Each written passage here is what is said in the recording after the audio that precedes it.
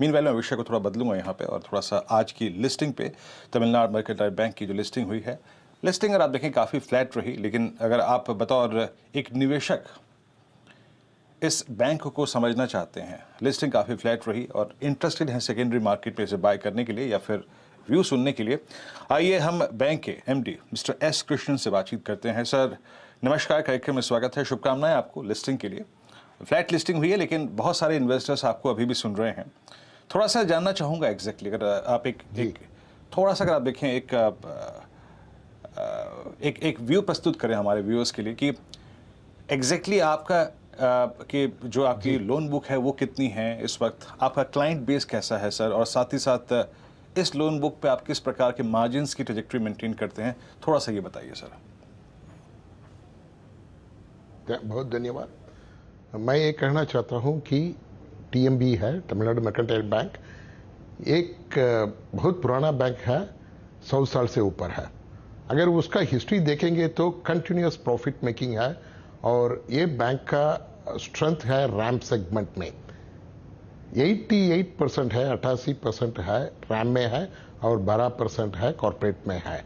अगर हम एनपीए को देखेंगे तो ये वन ऑफ द लोएस्ट है, नेट एनपीए लेस देन 1%, 0.95% है तकरीबन, और return on assets and the return on capital और the equity is one of the best in the industry when compared with the peers in the private sector.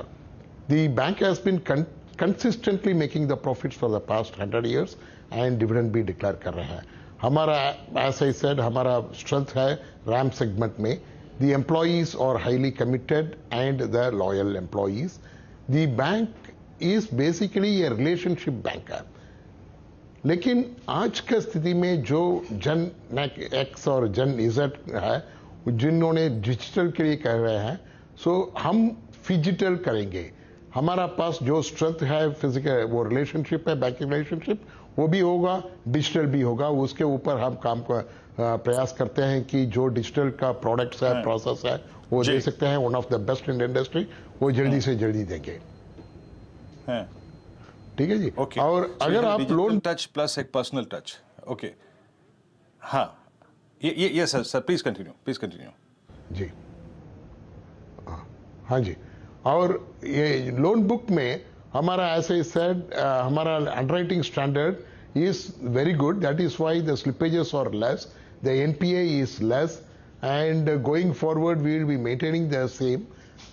We have the projections, and going forward, yes, the same net NPA level will be, the NPA level will be maintained, or we will try to improve upon.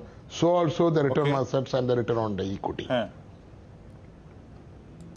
Okay sir, मैं जानना चाहूँगा अगर आप last 4-5 quarters, yes I got your point sir pertaining initial comments, लेकिन मैं जानना चाहूँगा sir, जो आप लोग मार्जिन्स मेंटेन करते हैं, लास्ट 4 क्वार्टर्स में एनआईएम्स किस ट्रेजेक्टरी में रहे हैं, प्लस थोड़ा सा मैं जानना चाहूँगा कि आपकी जो कासा की ट्रेजेक्टरी है सर, आपने कहा पर्सनल टच काफ़ी स्ट्रॉन्ग है आपके बैंक्स का, ये आपकी कासा की ट्रेजेक्टरी क्या है सर? जी exactly percentage of total deposits. अगर कासा देखेंगे तो मेरा कासा तकरीबन 30 या 31% होगा।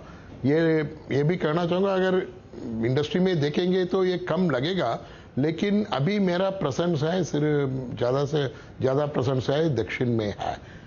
इंडस्ट्री में आप एनालाइज करेंगे, कासा ज़्यादा मिलता है, होता है कि जहाँ ईस्ट या नॉर्थ ईस्ट में। जो अभी मेरा प्लान भी है कि ब्रांच एक्सपेंड करने के लिए, उसके लिए हम स्ट्रेटजी बना रहे हैं, बोर्ड में ले जाएंगे। उस समय पे इसको ध्यान में रखेंगे कि कासा बढ़ाने के लिए शायद हम ईस्ट में या नॉर्थ ईस्ट में शाखा खोलेंगे, जैसे मेरा नेटवर्क को बढ़ा सकता है। ये one of the important point होगा जी। ओके मिस्टर कृष्णन, एक और चीज़, थोड़ा सा एक लीगल एस्पेक्ट भी है कि 37% ऑफ योर होल्डिंग इज, जो वहाँ पे टाइटल इश्यूज है, अंडर द लीगल इश्यूज, वो वहाँ पे स्टक है। इसका क्या बैंक की कार्यप्रणाली पर और इस टाइटल की अगर आप देखें, या फिर ओनरशिप का जो टाइटल के को लेकर जो इश्यूज हैं, कुछ फर्क पड़ा है या फिर पड़ सकता है? एक निवेशक के तौर पे मैं प्रश्न पूछ रहा हूँ, कुछ पड़ा है क्या इसका इम्पैक्ट? लीगल टसल में रहे हैं आप लोग काफी इसके चलते? ये आज का इशू नहीं है, पुराना है। आज तक कोई असर नहीं पड़ा और आने वाला दिन में भी मेरा ये है कहना है कि ये बिजनेस में कोई असर नहीं पड़ेगा। ये इश्यूज है, डिफरेंट कोर्ट्स ऑफ लॉ में है, वो सब्जुडीज है, लेकिन बिजनेस में इसका कोई असर नहीं पड़ा है। Business as usual was going on and it will be going on as usual. अगर हम आप DRHP देखेंगे, उसमें भी हमने ये कहा कि कोई स्पेसिफिक प्रोमोटर्स नहीं है शेयर होल्डिंग पैटर्न के हिसाब से, ये प्रोफेशनली मैनेज्ड कंपनी है।